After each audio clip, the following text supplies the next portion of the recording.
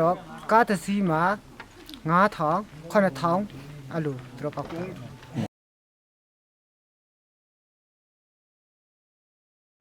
တော်ဂျယ်ရီအတင်းဖွင့်ထားတာကဒီအစကျွန်တော်ဥတီချက်ကဒီတောင်ထိပ်ကိုအမိုက်တန်စီရေကောက်တယ်မီးမလောင်ဖို့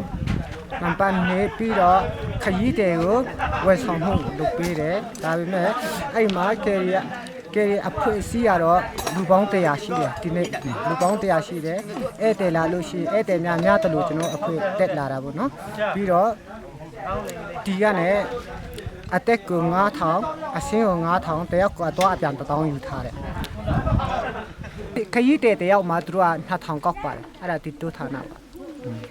ကားကိစ္စပြန်ပြောပါကားကတော့ကားတစ်စီးမှာကားကြီးကြတော့9000ကားလာကြီးကြတော့9000တယောက်တည်းနဲ့တောင်ပေါ်မတက်ရင်တောင်ထိပ်မတက်ရင်ဒီမှာ